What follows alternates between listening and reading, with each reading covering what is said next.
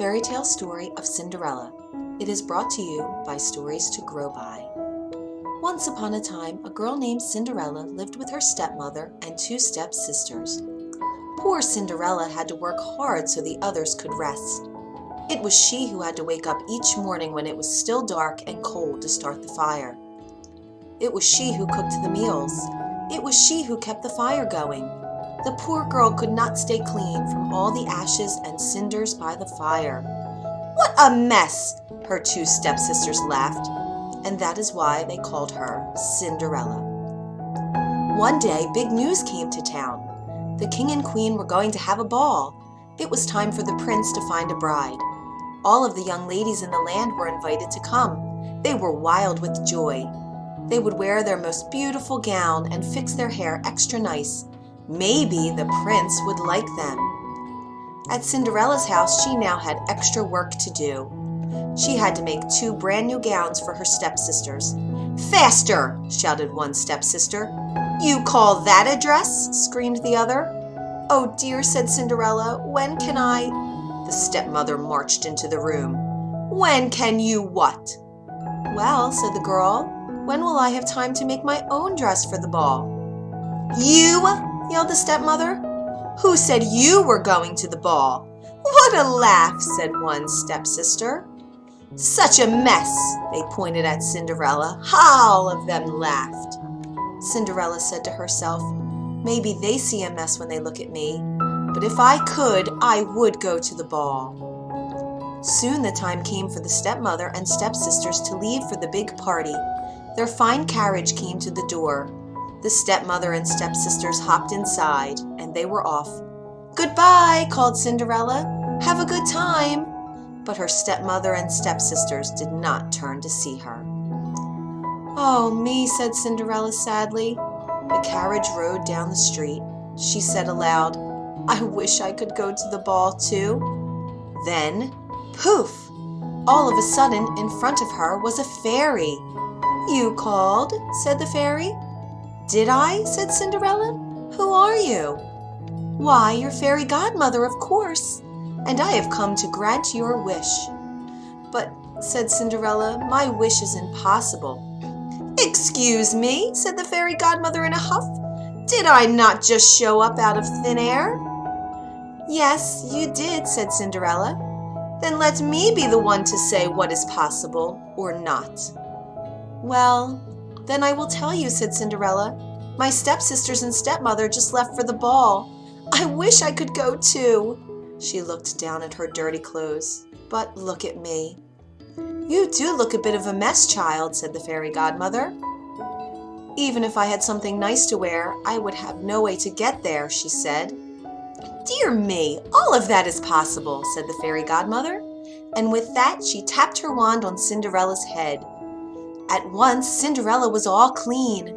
She was dressed in a beautiful blue gown. Her hair was set up high on her head inside a golden band.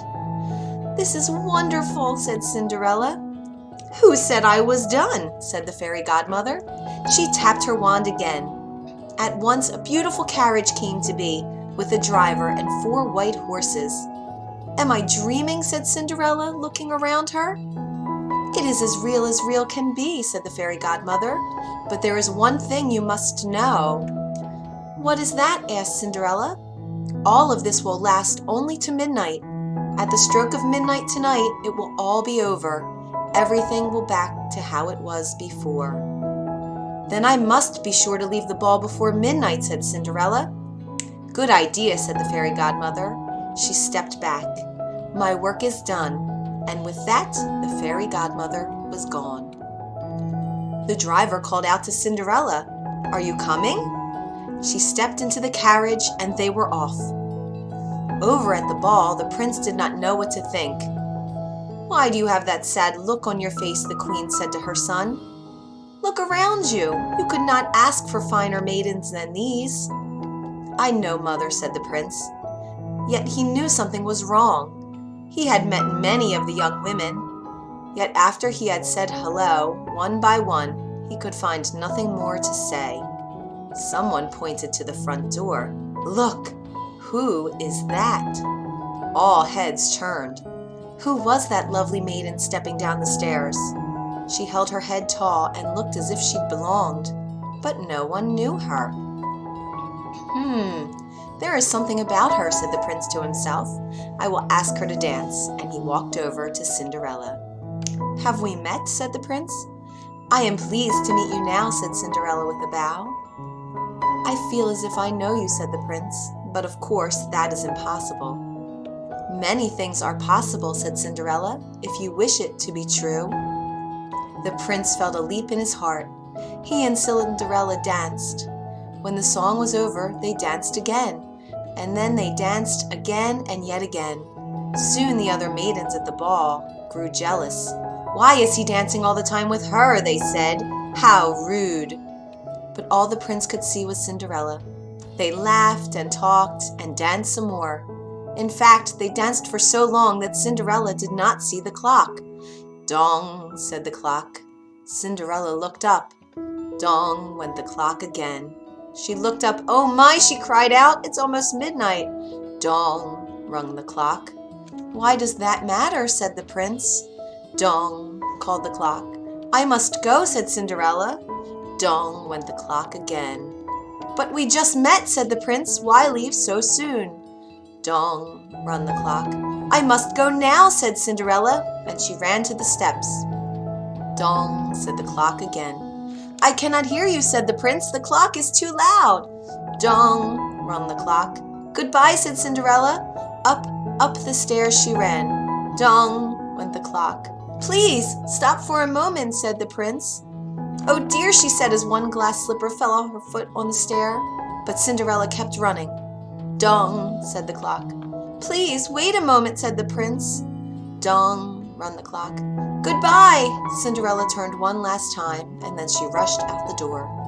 Dong! The clock was quiet. It was midnight. Wait! Called the prince. He picked up her glass slipper and rushed out the door. He looked around, but could not see her blue dress anywhere. This is all I have left from her, he said, looking down at the glass slipper. He saw that it was made in a special way, to fit a foot like none other. Somewhere there is the other glass slipper, he said, and when I find it, I will find her too, and I will ask her to be my bride. From hut to hut, from house to house went the prince. One young woman after another tried to fit her foot inside the glass slipper, but none could fit, and so the prince moved on. At last the prince came to Cinderella's house. He is coming, screamed one stepsister as she looked out the window. At the door, yelled the other stepsister. Quick, said the stepmother, get ready. One of you must be the one to fit your foot in that slipper, no matter what. The prince knocked. The stepmother flew open the door. Come in, she said. I have 2 lovely daughters for you to see. The first stepsister tried to place her foot in the glass slipper. She tried hard, but it just would not fit. Then the second stepsister tried to fit her foot inside. She tried and tried with all her might too, but no dice. Are there no other young women in this house? Said the prince. None, said the stepmother. Then I must go, said the prince. Maybe there is one more, said Cinderella, stepping into the room.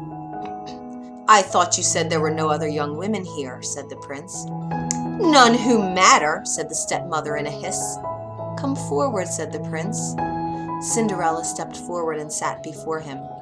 The prince got down on one knee and tried the glass slipper on her foot. It fit perfectly. Then, from her pocket, Cinderella took out something. It was the other glass slipper. I knew it, he cried. You are the one. What? Shouted one stepsister. Not her, yelled the other stepsister. This cannot be, screamed the stepmother. But it was too late. The prince knew that Cinderella was the one. He looked into her eyes. He did not see the cinders in her hair or the ashes on her face. I have found you, he said. And I have found you, said Cinderella. And so Cinderella and the prince were married, and they lived happily ever after. The end. If you enjoyed this story, you can find more at storiestogrowby.org.